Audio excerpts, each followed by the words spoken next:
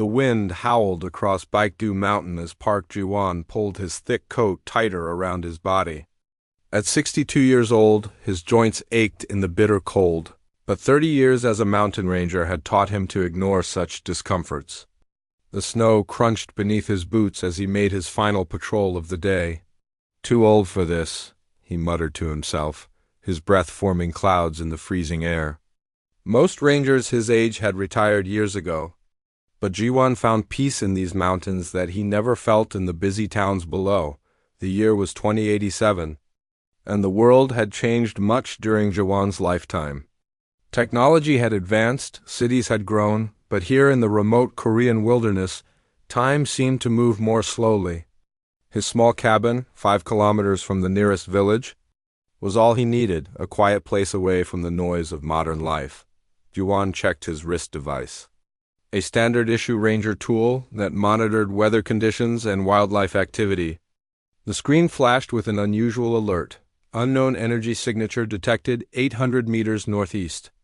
In 30 years of patrolling, he had never seen such a reading. "Strange," he said, adjusting his course to investigate.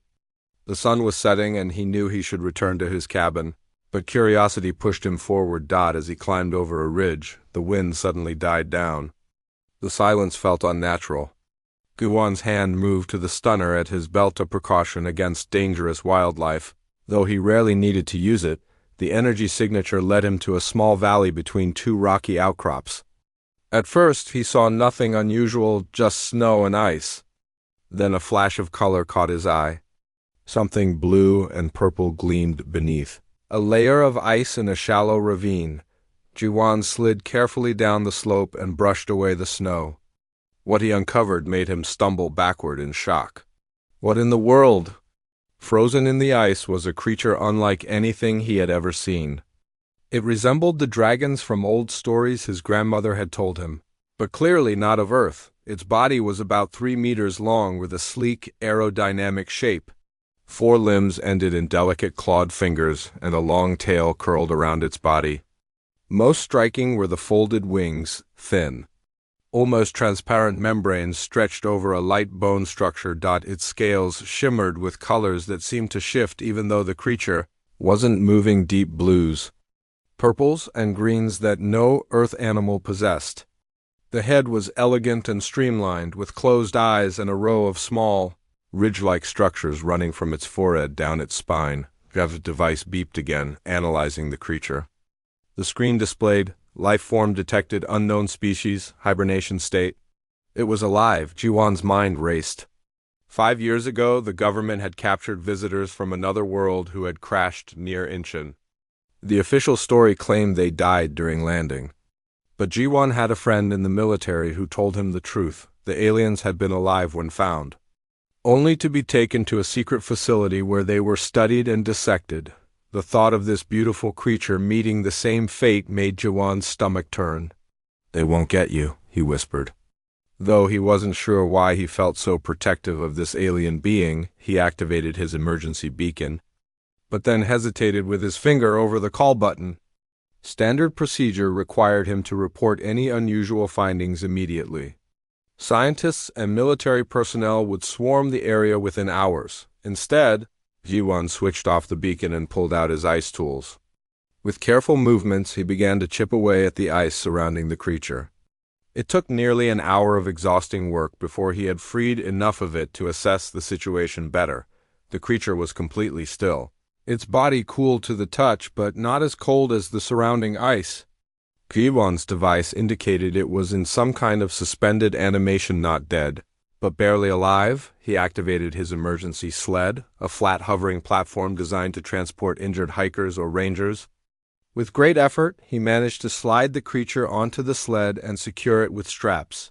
"I must be losing my mind," Ji-won said to himself as he programmed the sled to follow him. Taking an alien home instead of reporting it? The journey back to his cabin was slow and difficult. The sled, designed for human weight, struggled with the heavier creature.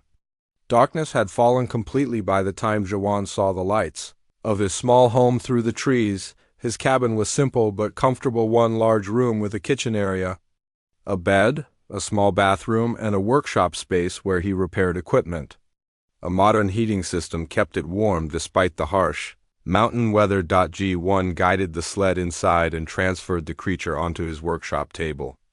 Under the bright lights, its scales looked even more remarkable, like living opals that contained entire galaxies within them. "What are you?" he asked, knowing he would get no answer. "And how did you end up frozen in a Korean mountain?" He ran his scanner over the creature again. The readings suggested it was warming slightly in the cabin's heat, its life signs becoming marginally stronger. Jawan sat heavily in his chair, suddenly aware of what he had done. He had broken every protocol. He had brought an unknown alien life form into his home. If discovered, he would lose his job, possibly face criminal charges, but as he looked at the magnificent being on his table, he couldn't bring himself to regret his decision. "I'll keep you safe," he promised the silent creature. "Whatever you are, wherever you came from, you deserve better than to become a laboratory specimen." Outside, the wind picked up again, howling around the cabin as if warning of changes to come. Jiwon didn't know it yet, but his life was about to transform in ways he could never imagine. 3 days passed since Jiwon brought the strange creature to his cabin. He had barely slept, spending most of his time monitoring its condition. The dragon-like being remained motionless on his workshop table, though its body temperature had slowly risen. G1 called in sick to Ranger headquarters, claiming a bad case of winter flu. His supervisor, Kim Do-yeon, didn't question that G1 had rarely taken sick days in 30 years of service. "Just rest and get better," Do-yeon had said over the comm. "The mountains will still be here when you return."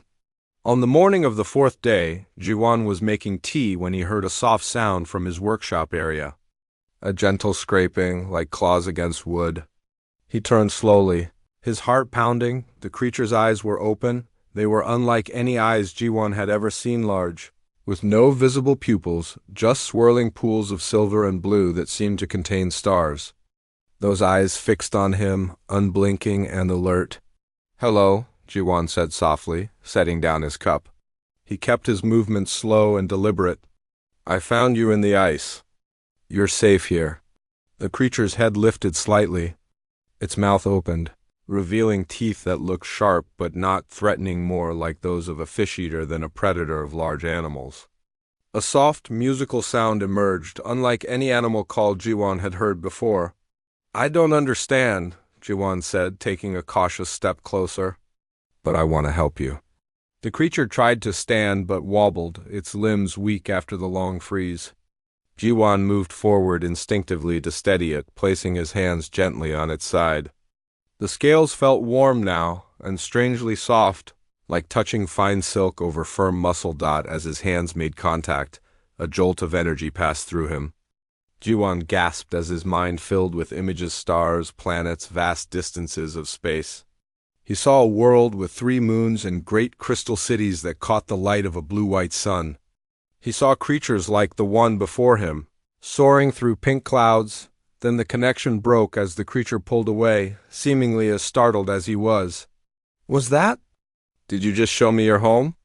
Ji-won whispered. The creature made another musical sound, then carefully extended one clawed hand toward Ji-won's forehead. Ji-won hesitated, but then nodded and leaned forward. The touch was gentle. This time, the mental connection felt more controlled, less overwhelming. In his mind, Ji-won heard a voice, not in Korean or any human language, but somehow he understood that. "Thank you for saving me. I am Tae-yeon." When the creature Tae-yeon withdrew its claw, Ji-won staggered back and sat heavily in his chair. "You can communicate through touch," he said, amazed. "Your name is Tae-yeon?" The dragon dipped its head in what appeared to be a nod. Ji-won laughed softly. "You have a Korean name? Or is that just how my mind translated it?" Tae-yeon tilted his head, then reached out again. Ji-won leaned forward without hesitation this time. "Your mind gives my name a sound you can understand. My true name would be difficult for you. I'm Ji-won, Park Ji-won." Tae-yeon attempted to stand again, this time more successfully. His wings unfurled slightly, revealing their full, beauty-thin membranes that caught the light like stained glass, showing patterns that resembled star maps. "I need to eat." And then I must return to my ship. Ship? Yuan's eyes widened. You have a spaceship? Taeyun nodded again, then looked around the cabin with obvious curiosity. His gaze lingered on Jiwan's bookshelf, the old-fashioned paper books a rarity in 2087. You live alone here? Yes, I prefer it that way. Taeyun made a sound that might have been understanding. He took a few experimental steps, his movements becoming more fluid as he adjusted to being mobile again. Jiwan went to his kitchen and returned, with some fish he had caught the previous week. Will this work? I don't know what you eat. Taeyun sniffed the fish, then carefully took it from Jiwan's hand. He ate with surprising delicacy, using his claws to tear small pieces as Taeyun ate. Jiwan noticed something he had missed before: a small device attached to the dragon's foreleg, like a metallic bracelet with glowing symbols. Is that some kind of technology? Jiwan asked. Pointing, Taeyun finished eating and touched Jiwan's forehead again. It is my translator and emergency beacon. It was damaged when my scout ship crashed. I was mapping your solar system when an asteroid field damaged my engines. I managed to land, but the cold overwhelmed my systems. I entered hibernation to survive. How long were you in the ice? I do not know. My time sense was suspended. What is your current planetary cycle measurement? It's December 2087. Taeyun's eyes widened, the swirling colors within them spinning faster. I have been here for 20 of your Earth years. My people will think I am dead. G1 felt a wave of sympathy. Can you contact them? Not with my beacon damaged. My ship has stronger communication systems, but it is where I crashed. Where is your ship? I can help you find it. Taeyun seemed to consider this, then touched Jiwan again. This time, Jiwan saw an image of a mountain valley about 15 kilometers from his cabin. A difficult journey in the current weather, but not impossible. I know that place, Jiwan said. We can go there, but we'll need to be careful. If humans discover your ship or you, it could be dangerous. Why would your kind harm me? Jiwan sighed. Some humans fear what they don't understand. 5 years ago, others like you, not the same species, but visitors from space, were captured by our government. They were studied. They didn't survive. Taeyun's wings folded tightly against his body, a gesture that seemed to express distress. Then I am fortunate you found me. Jiwan, we should wait until you're stronger before we try to reach your ship, Jiwan said. And we'll need to plan carefully. No one can see you. Taeyun nodded, then moved to the cabin's small window, looking out at the snow-covered mountains. In the morning light, his scales reflected blues and purples across the wooden walls of the cabin. Your world is beautiful, but very cold. Not always, Jiwan said, joining him at the window. In spring, these mountains are full of life and color. As they stood side by side, Jiwan realized how drastically his quiet life had changed in just a few days. For 30 years, he had sought solitude, avoiding deep connections with others. Now he was harboring an alien being, communicating through touch telepathy, and planning to find a hidden spaceship. For the first time in years, he felt truly alive. A week passed as Taeyun regained his strength. Jiwan learned more about his unusual guest through their touch-based communication. Taeyun's people called themselves the Hanyul, a spacefaring race from a distant star system. They were explorers and scientists who studied developing worlds without interfering until Taeyun's unfortunate crash. We need to leave tomorrow, Jiwan said one evening as they shared a meal of fish and rice. The weather report shows a break in the storms. It might be our only chance for the next 2 weeks. Taeyun touched Jiwan's wrist lightly, sending his thoughts. I am ready. My strength has returned. Jiwan had spent days gathering supplies and planning their route. The journey to Taeyun's ship would take them through some of the most remote parts of the mountain range, good for avoiding people, but dangerous in winter. We'll leave before dawn, Jiwan said. I've told headquarters I'm taking personal time to visit a sick relative. That should give us 3 days without questions. That night, Jiwan found sleep difficult. His small bed felt too soft after a week of sleeping in his chair to give Taeyun space. More than that, His mind raced with worries about their journey and what would happen after they reached the ship. Would Taeyun leave Earth immediately? The thought brought an unexpected sadness. Morning came with clear skies and bitter cold. Jiwon dressed in his warmest gear and packed his specialized ranger backpack with emergency supplies, food, and tools. Taeyun watched with interest. Your technology is simple but effective, Taeyun commented when Jiwon showed him the solar-powered heater and water purifier. Sometimes simple is better, Jiwon replied. Especially when you're far from help. The biggest challenge was how to hide Taeyun if they encountered other humans. After much thought, Jiwon had modified a large equipment tarp with a reflective coating that could disguise Taeyun's heat signature from scanners. If we hear anyone coming, you'll need to wrap yourself in this and stay completely still, Jiwon explained.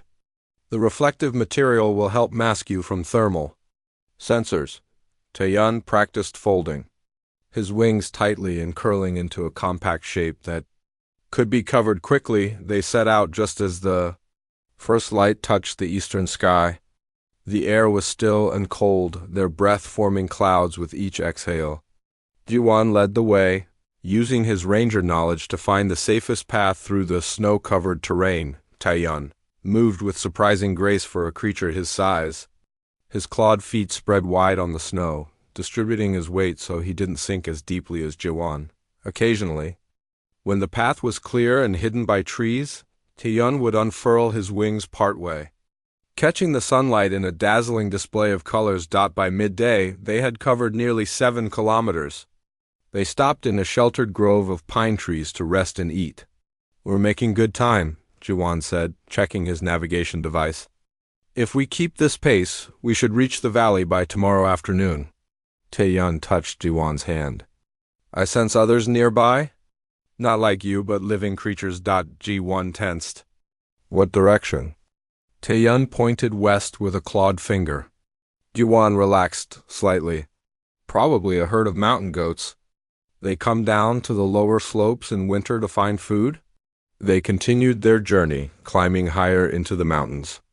The path grew steeper, forcing them to move more slowly.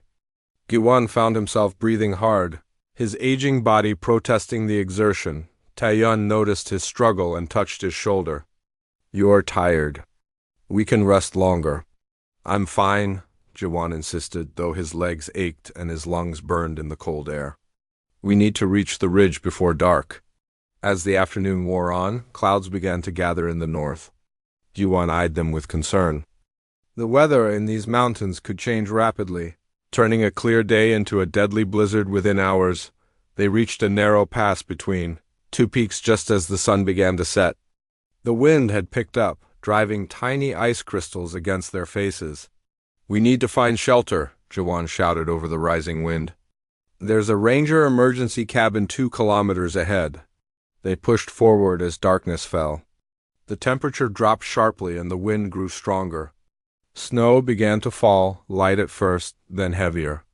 Jiwon switched on his headlamp, but the swirling snow made it hard to see more than a few meters ahead. Taeyun moved closer to Jiwon, his body radiating surprising warmth. I can see better in the dark? Let me lead. Jiwon nodded gratefully and followed the alien dragon through the worsening storm. Taeyun's natural night vision guided them along the treacherous path until finally, the small shape of the emergency cabin appeared through the snow. The cabin was basic, just one room with emergency supplies, a small heating unit, and 2 bunks. Jiwon activated the heater while Taeyun shook snow from his wings. We're lucky, Jiwon said, checking the cabin's supply locker. This place is well stocked. We can wait out the storm here. Outside, the wind howled, driving snow against the windows. Jiwon prepared a simple meal from the emergency rations while Taeyun explored the small space with curiosity. Your people build these places for safety? Taeyun asked. Yes, the mountains can be dangerous. These cabins have saved many lives over the years. They ate in comfortable silence, the only sound the crackling of the heater and the storm outside. After dinner, Jiwon spread his sleeping bag on one of the bunks. You should rest, he told Taeyun. Tomorrow might be even harder. Taeyun settled on the floor, his wings folded tightly against his body. His eyes, with their swirling star-like patterns, fixed on Jiwan. "Why did you help me, Jiwan?" "You risked much by not reporting me to your authorities." Ji-won considered the question carefully. "I've lived alone for many years. My wife died 15 years ago, and our son lives far away in America. I thought I preferred solitude, but—" He paused, searching for the right words. "When I found you, something told me it was important. That you were important." Taeyeon's eyes seemed to glow brighter in the dim cabin. "Among my people, we believe some souls are connected across the stars. Perhaps we were meant to find each other." The idea brought unexpected comfort to Jiwan. He had never been a spiritual man, but there was something about Taeyeon that made him wonder about larger patterns in the universe. As he drifted toward sleep, Jiwan realized that in just over a week, this alien being had become more important to him than anyone had been in years. Tomorrow they would reach the ship, and then ... Ji-won pushed the thought away. Tomorrow would come soon enough. Outside, the storm raged on, but inside the small cabin, human and alien found peace in each other's company. Two travelers from different worlds, sharing a moment of connection in the vastness of existence. Morning arrived with unexpected calm. The storm had passed during the night, leaving behind a pristine landscape of untouched snow that sparkled in the sunlight. Jiwan woke to find Taeyeon already awake, staring out the cabin's small window. "Beautiful, isn't it?" Jiwan said, joining him. Taeyeon touched Jiwan's hand. "Your world has a harsh beauty. The cold is dangerous, yet it creates such wonder." They ate a quick breakfast and packed their supplies. According to Jiwan's map, they were now only 8 kilometers from the valley where Taeyeon's ship had crashed. If all went well, they would reach it by early afternoon. The fresh snow made walking difficult. In some places, it reached Jiwan's knees, forcing him to carve a path with each step. Taeyeon followed in his footprints, his lighter body distribution helping him stay above the deepest snow as they climbed a steep ridge. Jiwan's comm device beeped. He checked it with a frown. "It's headquarters," he said. "They're asking for a status update. Is this unusual?" Taeyeon asked. "Yes, they normally don't check on rangers during personal leave." Jiwan composed a brief message, claiming poor signal quality in the mountains and promising to check in later. "Something feels wrong." They continued with greater caution, Jiwan frequently checking his scanner for signs of other humans.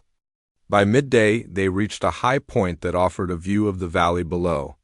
Jiwan pulled out his binoculars and scanned the area. "I don't see anything that looks like a ship," he said. Taeyeon touched his arm. "It would be covered by snow and ice after 20 years. And I activated camouflage systems before I left it." "How will we find it then?" Taeyeon lifted his foreleg, showing the metallic bracelet. "This can detect the ship at close range, even damaged as it is." They descended into the valley, moving from the cover of one stand of trees to another. Jiwan's unease grew. Twice he thought he heard the distant sound of an aircraft, though he saw nothing in the clear blue sky. As they entered the valley floor, Taeyeon suddenly stopped. His head lifted and his wings extended slightly. "We are close. I can sense the ship's energy field." He led them toward a large mound of snow near the base of the eastern slope. To Jiwan, it looked like a natural formation, perhaps covering a large boulder. But as they approached, Taeyeon grew visibly excited, his scales shifting to brighter blues and purples. "Here, it is here." Taeyeon placed his clawed hand on the snow mound and closed his eyes. For a moment, nothing happened. Then, with a soft humming sound, the snow began to slide away, revealing a smooth, dark surface beneath. Ji-won gasped as more of the ship became visible. It was smaller than he had imagined, perhaps 12 meters long and shaped like a teardrop. Its surface was a deep blue-black material that seemed to absorb light rather than reflect it. No seams or joints were visible. The entire craft appeared to be made from a single piece of material.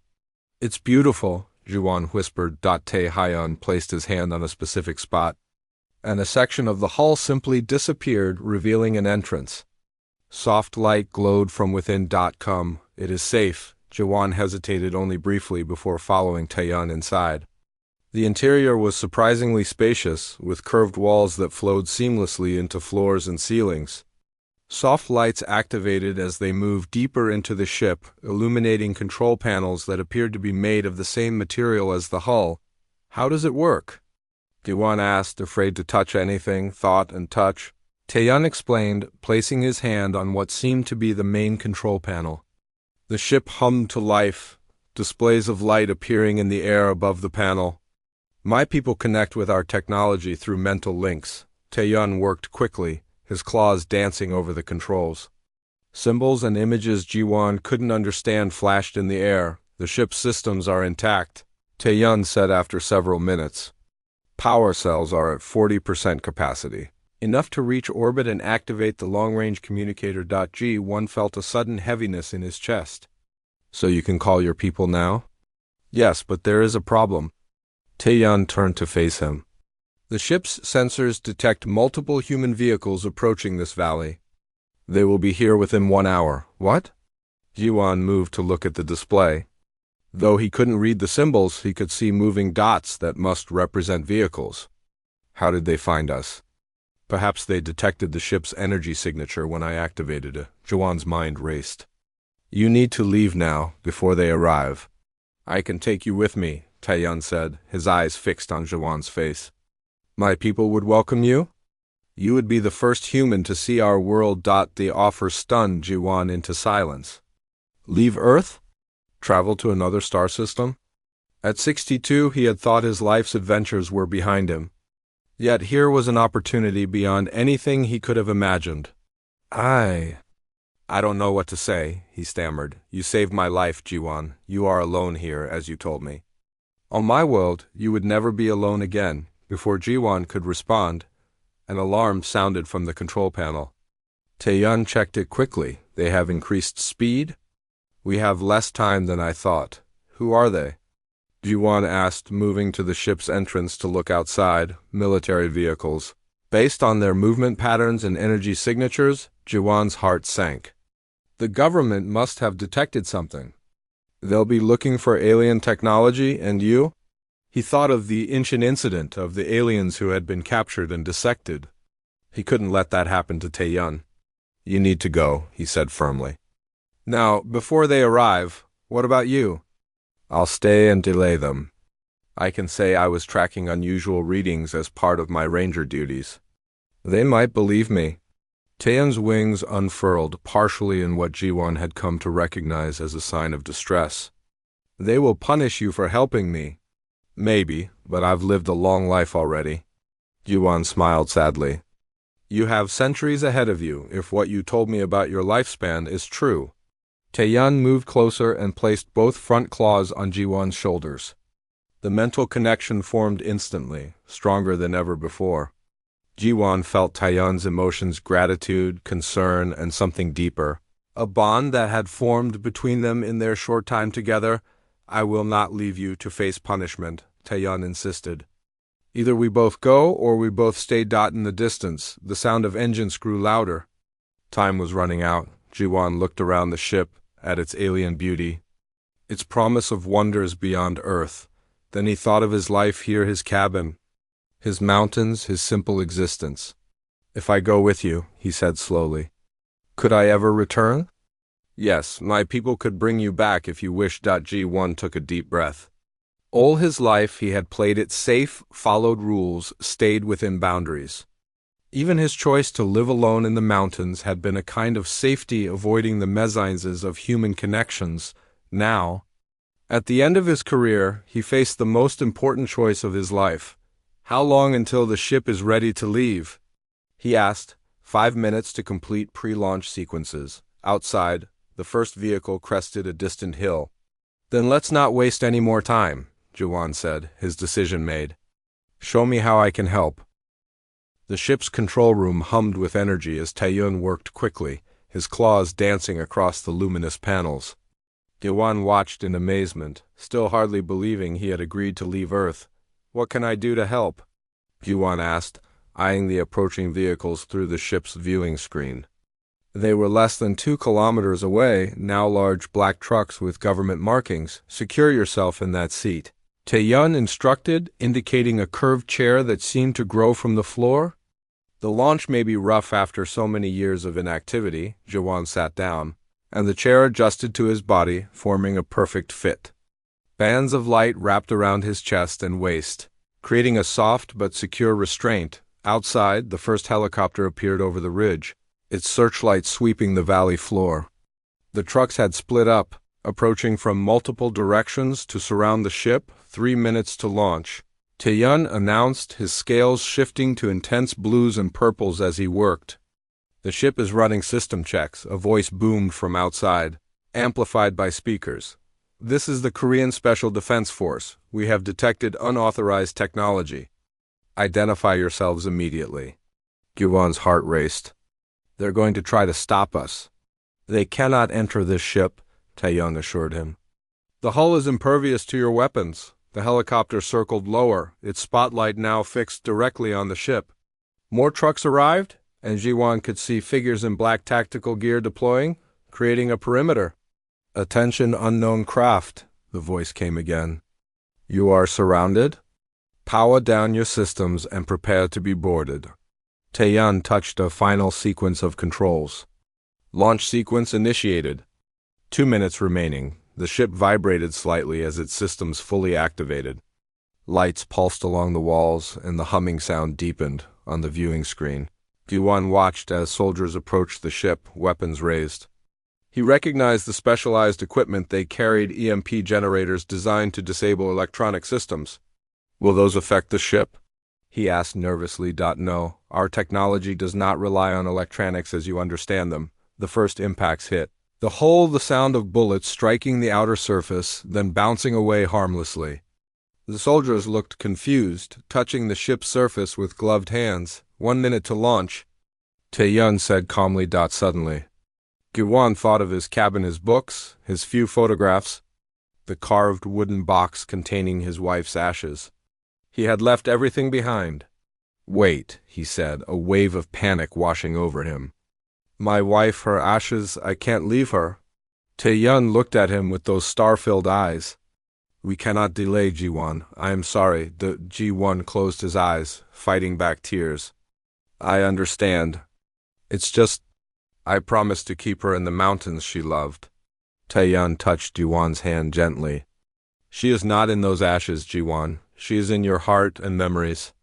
You carry her with you wherever you go. The wisdom in those words surprised Jiwan. He nodded slowly, accepting the truth of it. Outside, the military had brought up larger weapons, what looked like mounted lasers on the trucks. 30 seconds, Taeyun announced.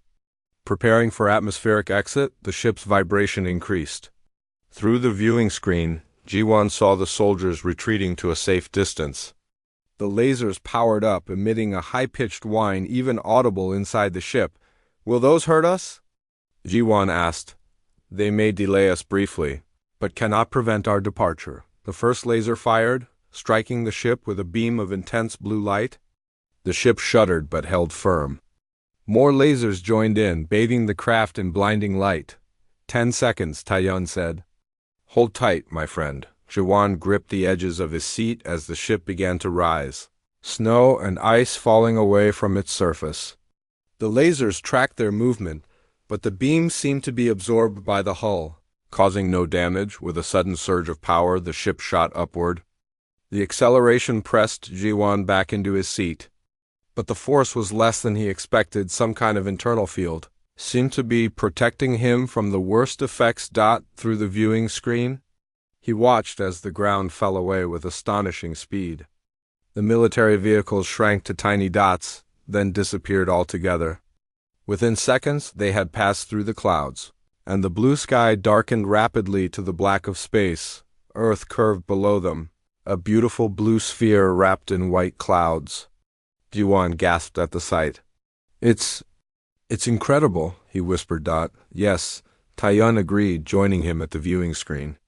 Your world is beautiful from here. The ship stabilized in orbit, the vibration ceasing. Taeyun released Jiwan from his restraints, and he floated slightly in the reduced gravity. Are we safe now? Jiwan asked. Yes, Earth's military cannot reach us here. I am activating the long-range communicator to contact my people. Taeyun worked at the controls again, and a beam of light shot from the ship into the depths of space. Now we wait, he said. It may take several days for a response. Jiwon floated to the viewing screen. Unable to take his eyes off Earth, 62 years he had lived there, never imagining he would one day see it from space. What will happen when your people come? He asked. They will bring a larger ship. This scout vessel cannot travel between stars on its own. And then we go to your world. Yes, to Haniel Prime. You will be welcomed as an honored guest, the first human to visit our system. Jiwon tried to imagine it a world with 3 moons, crystal cities and skies filled with dragon-like beings. It seemed impossible, yet here he was, floating in space with an alien he had rescued from the ice. Will I be able to return someday? He asked quietly. Taeyun moved beside him, his wings partially extended in the weightlessness. If you wish, but I think you may find much to love in my world.